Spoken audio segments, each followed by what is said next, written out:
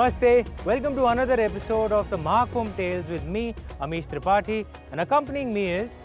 Namaste, I'm Tridev. So this episode is about the stories of the Kumbh.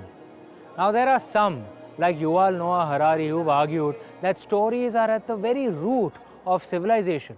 It is stories, among other things, which converted humanity into the great civilizations that we see today.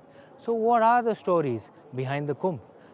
Some of those stories we have told you already, and some more we will tell you in this episode. But there's one story that is by far the most popular that practically everyone knows.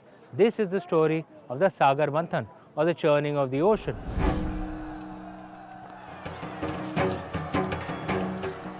The Devas and the Asuras churned the ocean, and many things emerged from it. Among those was the urn filled with nectar, or the Kumbh filled with Amrit.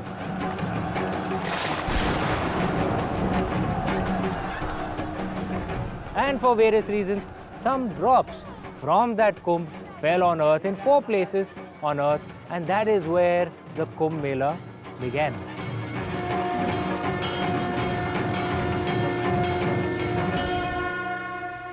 Sikta, this is just the most popular story, but there are many other stories. Absolutely, Amish. These stories are as much a reflection on us as they are of Kumbh. They contain our imagination and our truth. They also tell us what elements are we made of. Now let's look at some other stories related to Kumbh.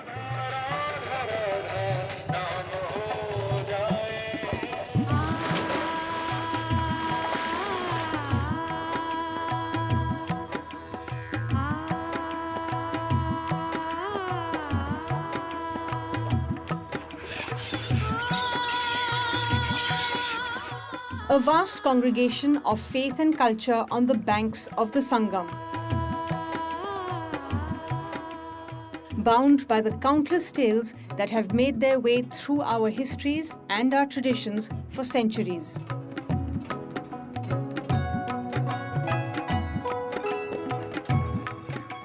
While the Samudra Manthan, or churning of the ocean, is central to all these tales, the stories leading up to the churning are different.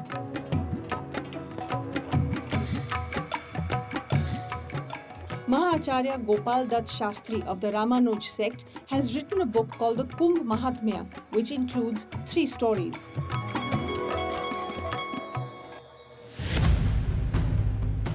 According to the first story, the Rishi Durvasa, known for his anger, gave a garland to Indra. Indra placed that garland on the forehead of his elephant Airavat. Airavat dropped the garland and crushed it with its feet. The angry Durvasa gave a curse of famine and drought. Seeing all the suffering and damage that followed, Vishnu suggested the Samudra Manthan, or churning of the ocean. The goddess Lakshmi emerged from the ocean churning, it rained, and the people were free from their sorrows. But the Asuras, deprived of the nectar, hid the urn in Naglok, the lowest realm of the universe, the realm of snakes. It was rescued by Garuda, and wherever the urn was placed before it made its way back to the site of the Samudra Manthan, the Kumbh Mela began there. But how does Garuda enter this story about Kumbh? There is a second story that explains this. This is a lesser known story, and it is about the competition between 2 women. Saptarishi Kashyap had 2 wives, Kadru and Vinata. There was a dispute between the 2 about whether the horse of the sun god Surya was black or white in color.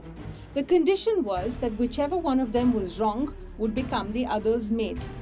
Kadru's son was Nagaraj Vasu, and Vinata's son was Vainatya Garuda. Nagaraj, with the help of his companions of the Naga dynasty, covered the horse to make it appear dark. Vinata had to thus become Kadru's maid.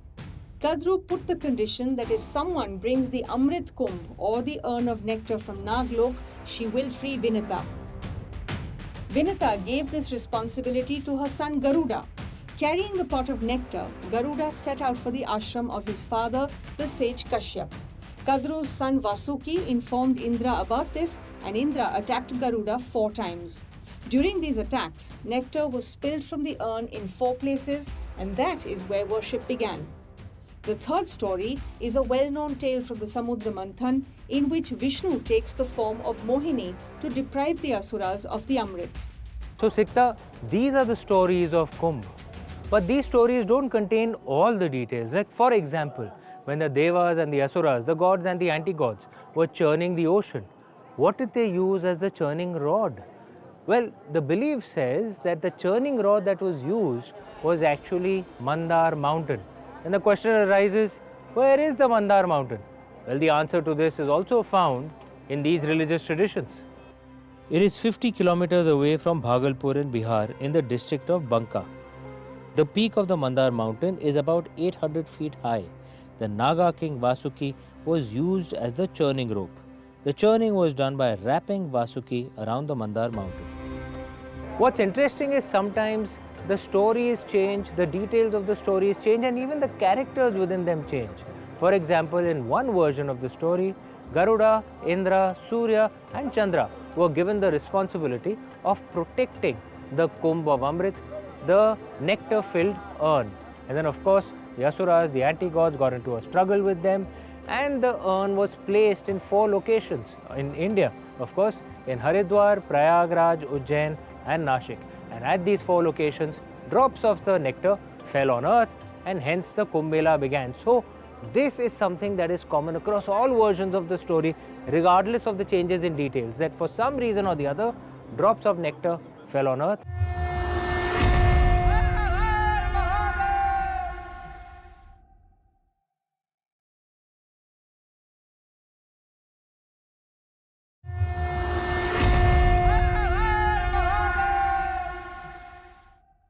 There are many stories of Ganga as there are of Kumbh.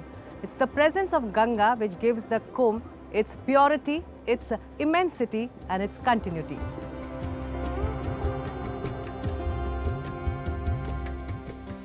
That's such a beautiful thought, Sikta, and it's so true, because acknowledging Ganga Ji's presence actually acknowledges our own spiritual consciousness. Ganga Ji is of course central to the Kumbh Mela, but she's also central to the stories of the 3 main gods. She is actually of the Tridev. She is a companion to all 3. It must not be forgotten that she travels in Lord Brahma's Kamandal, his water pot. Ganga Jal is always there. And also it must not be forgotten that she is Lord Vishnu's companion as well. In fact, there is a story that she emerged from Lord Vishnu's thumb, which is why she is also called the Vishnu Padi. And then of course, the relationship between Lord Shiva and Ganga Ji is very, very well known. We all know that Ganga Ji actually descends from Lord Shiva's matted locks, and it was not a one-off process, it's a continued process. She actually continues to flow from the Mahadev's matted locks. That is why Lord Shiva is also referred to as the Gangadhar. Absolutely, Amish. There are so many narratives and ideas about Ganga that contain the essence of entire Indian civilization. These stories tell us that our tradition has always been open-minded and liberal. Let's look at some of these stories.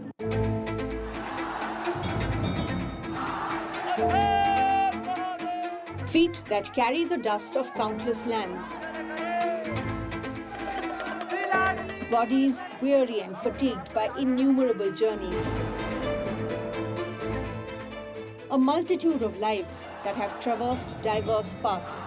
No matter who you are, no matter where you're from, no matter how diverse or different, in the flow of the Ganga, all become one.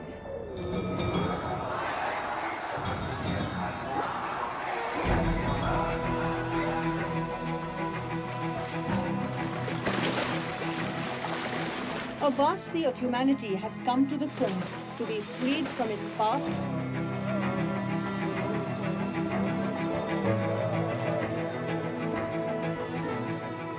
and to look forward to its future. There are some wishes, some prayers, and many desires.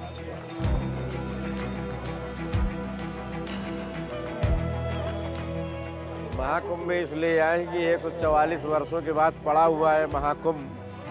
शायद अब हमारे जीवन में ये महाकुंभ नहीं आने वाला है। अब यहाँ की महत्ता भी है कि माघ मकर की रवि गति होई, तीरथ पति आव सब कोई। यहाँ पर 33,000 करोड़ देवी देवताओं का वास हो जाता है। तीर्थराज प्रयाग है, इसलिए हम ही नहीं आए, हजारों करोड़ों की संख्या में श्रद्धालु आए हुए हैं।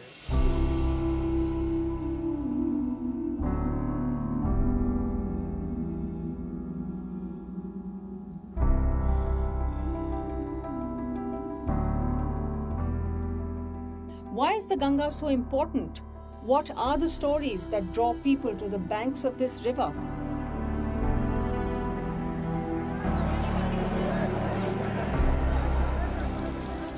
Actually, Ganga is part of every tradition. She flows from all three worlds. She is in heaven as she is on earth. Neither is the sky beyond her, nor is the underworld.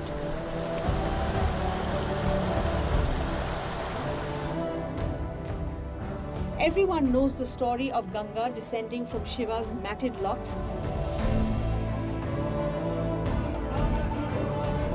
But there are other stories as well, and one of them is from the Vaishnav tradition.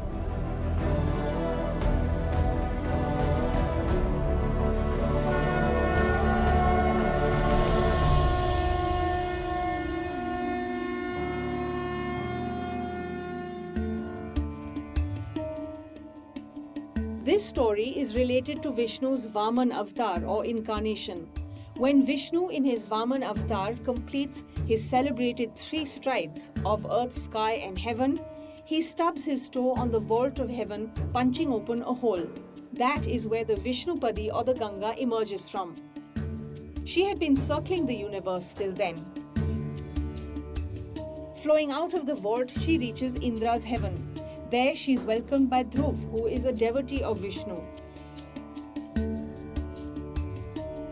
Dhruv has now been fixed in the middle of the sky by Vishnu as Dhruv Tara or the pole star. Then she cascades through the heavens, illuminating the skies with her divine radiance and forming the Milky Way. After this, she makes her way to the moon before descending towards earth. The petals of Brahma's divine lotus atop Mount Meru form her seat. There, the divine waters break up with one stream, the Bhagirathi, flowing down one petal into Bharatvarsh or India as the Ganga.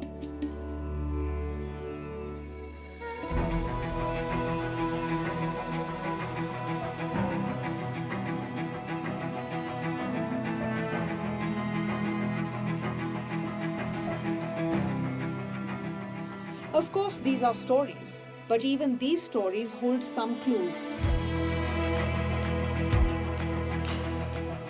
This stream of stories flowing alongside the river Ganga herself contains both a curse and a boon. The river is mother and she's also wife.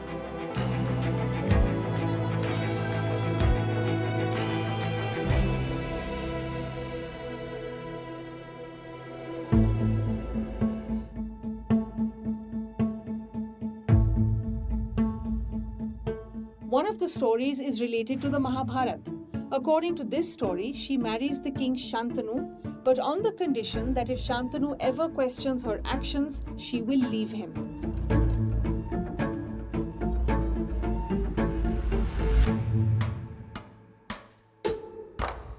She then drowns her 7 children from Shantanu in water. When the 8th child is born, Shantanu is compelled to intervene but loses Ganga in the process. Actually, the Vasus had been cursed to be born on earth as humans. Ganga liberated the first 7 by drowning them. Ganga's 8th son, Bhishma, survives, only to see the entire tragedy of the Mahabharata unfold before him. Lying on a bed of arrows, waiting for the sun to move through the sky all by himself.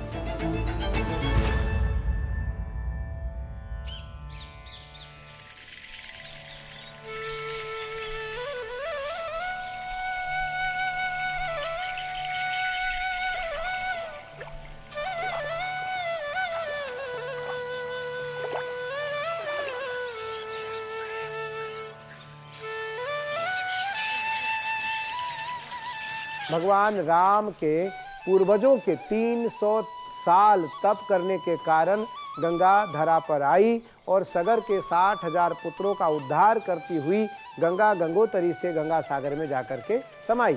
इसलिए गंगा का महत्व, वैसे गंगा से पुरानी नर्मदा है, लेकिन फिर भी गंगा का महत्व अधिक है। इसलिए महत्व अधिक है क्योंकि गंगा पतित पावनी है, गंगा मोक्षदायिनी है, गंगा ज्ञानदायिनी है, गंगा भक्तिदायिनी है, गंगा वैराग्यदायिनी है और गंगा सहज भाव से अपने भक्तों से माँ जैसे मिलती है।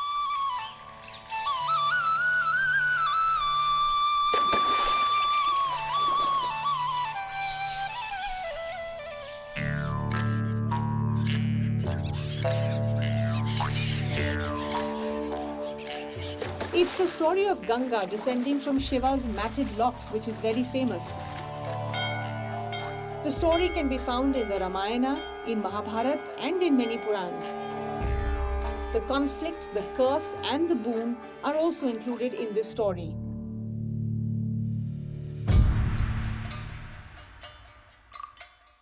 It is said that the penance of Kapil Rishi is broken by the mischief created by Emperor Sagar's 60,000 sons. Angered by the disruption, Kapil Rishi unleashes his divine power, burning them to ashes. They can only be resurrected by Ganga, who is in heaven. The king Bhagirath performs very difficult penance to bring his ancestors to life. Finally, he is granted the boon of bringing Ganga down to earth. But if Ganga descends directly from heaven, the earth will be destroyed by the force of her flow. This is why Bhagirath prays to Lord Shiva sitting on Kailash Parvat and asks that he should hold Ganga in his matted hair and let her descend gently.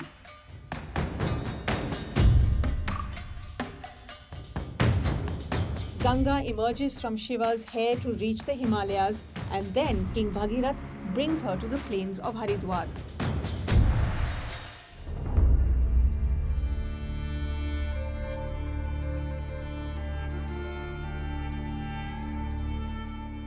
There are many more such stories all woven together, telling us why the seemingly ordinary streams of the Ganga are so special.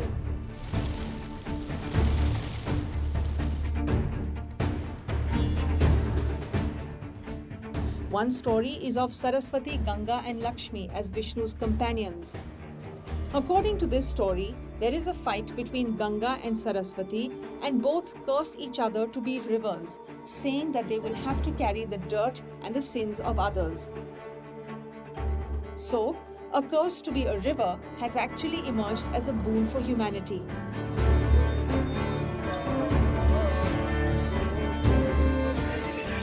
The river that emerged from the cover of a story is in front of us, and crores of faiths are bathing in that river.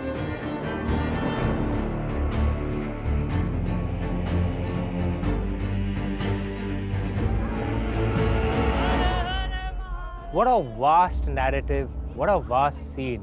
And within this imagination are contained the entire sky and all of earth. It is these stories of Kumbh which irrigate our belief in it, like countless rivers which flow into the ocean of humanity, colored by the soil that it picks up. And as long as the Kumbh is alive, the stories of Kumbh will also remain alive. And powered by this wonderful narrative, the Kumbh will remain alive forever, and so will its stories. The Mahakumbh Tales with Amish Tripathi will continue on NDTV. But for now, from all of us here, Namaste.